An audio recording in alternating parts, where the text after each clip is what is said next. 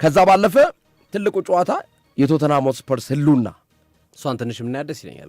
ቶተንሃም ሆትስፐርስ ከብራይተን በቶተንሃም ሜዳ የሚደረግ ነው። ወራጅ ቀጠና ውስጥ ነው ቶተንሃም ሆትስፐርስ።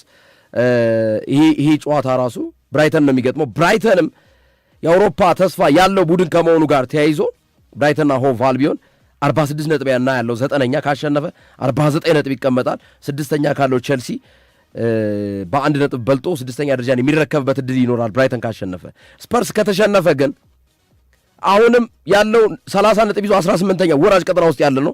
ስለዚህ ይሄ ጨዋታ ለቶተንሃም ስፐርስ የህልውና ጨዋታ ነው፣ ለብራይተን ደግሞ የአውሮፓ መድረክ ለማግኘት ነው። ስለዚህ ይሄንንም ጨዋታ እንየው ሶፊ። አዎ ግርምዬ፣ ይሄ ጨዋታ በዋነኝነት እንግዲህ የዲዘርቢ ደርቢ ነው። ዲዘርቢ ከዚህ ቀደም በብራይተን እንደነበሩ ይታወሳል።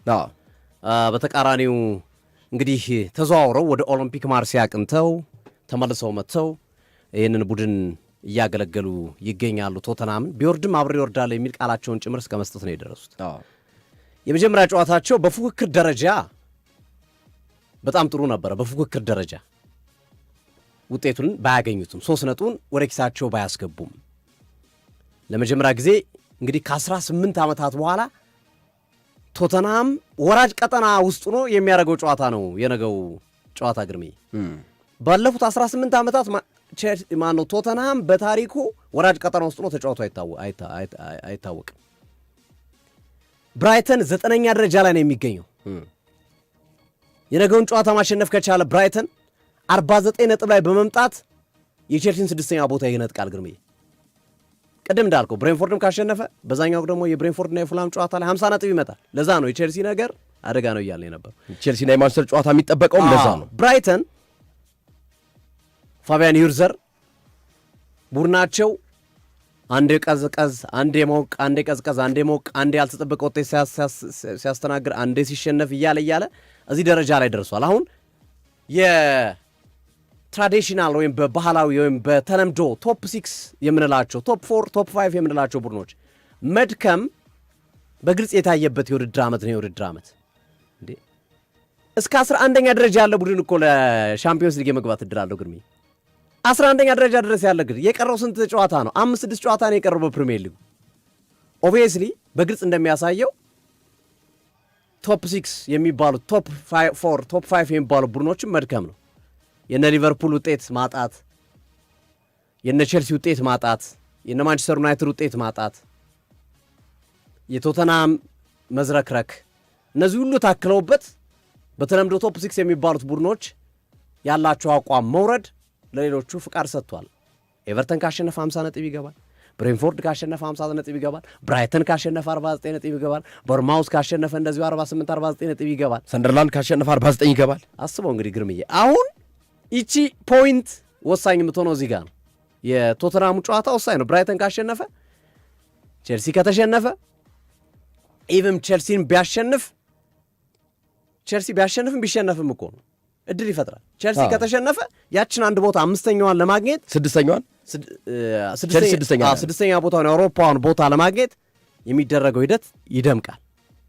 ማንቸስተር ዩናይትድ ከተሸነፈ ቼልሲም ላይ ማንቸስተር ዩናይትድም ላይ ለመድረስ ተጨማሪ ድል እንዳለ ክለቦች ከኋላ ስለሚያውቁ ነጥቡን ወደ አራት ዝቅ ያደርጋል። አዎ፣ ስለዚህ ሊቨርፑል ደግሞ ከኤቨርተን ጋር ጨዋታ አለው። ካሸነፈ ሊቨርፑል የማንቸስተር ዩናይትድን ቦታ የማፈናቀል እድል አለው ማለት 55 ነጥብ ይመጣል። አዎ፣ ስለዚህ ይሄኛው ሳምንት በጣም ወሳኝ ነው። ከቶፕ 4 ካለመውረድ ከሻምፒዮንነት ጋር ከሚደረገው ጨዋታ ጋር ተያይዞ እና ቶተንሃም በሜዳው ነው የሚጫወተው። በሜዳው ዘንድሮ በጣም ደካማ ክብረ ወሰን ያለው ቡድን ነው ቶተንሃም። ደካማ ቡድን ነው ቶተንሃም። ዲዘርቢ እየጠጋገኑ ነው። አስረሳሹ ነገር ጄምስ ማዲሰን ከረጅም ጊዜ ጉዳት በኋላ ተመልሶላቸዋል። ዲዘርቢ እድለኛ ናቸው በተወሰነ መንገድ። አመቱን ሙሉ የተጎዱ ተጫዋቾች በተወሰነ መንገድ እየመጡ ነው። ባለፈው ጨዋታ ላይ የተመለሱላቸው ተጫዋቾች አሉ በብዛት አጠቃቅም ነው። አሁን ባለፈው ጨዋታ ላይ ፓሊኒያን ማስቀደም ሲገባቸው የተፈጥሯዊ 6 ቁጥር ተጫዋች እያለ ፔፔ ሳር እያለ አርክ ግራይን መጠቀም ምን ማለት ነው? በጣም ትልቅ ስህተት ነው የሰሩት። ተቀይረው ገብቶ ያሳዩትን ነገር አይተናል። ፓሊኒያም ፔፔ ማታሳርም እኔ እንደውም ጉዳት መስሎኝ ነበር። አንዳንዴ የዲዘርቢ ምርጫ በመጀመሪያው ጨዋታ ላይ ዋጋ፣ ይሄኛው ግን ወሳኝ ነው ለዲዘርቢ ለራሳቸው ለቶተንሃም። ግን ይህንን ጨዋታ ከተሸነፈ ኖቲንግሃም፣ ዌስትሃም እና ሊድስ ተጋጣሚዎቻቸውን የሚያሸንፉ ከሆነ ቶተንሃም ቻው በሞተር ሳይክል መድረስ አይችልም። 5 ነጥብ ይሆናል ዌስትሃም እንኳን ካሸነፈ ከባድ ነው የሚሆንበት፣ በጣም አስቸጋሪ ነው የሚሆንበት። ስለዚህ ብራይተን ደግሞ እንደምታየው ነው፣ በጣም እሳት የላሰ ቡድን ነው፣ እጅግ የተዋቀረ ቡድን ነው። ዋጋ ሊያስከፍላቸው የሚችልበት እድል አለ። የአውሮፓ መድረክ ፊቱ ላይ ተደቅኖለታል። 6ኛ ደረጃ ድረስ የሚያመጣውን ውጤት ነው ማስመዝገብ የሚችለው ካሸነፈ።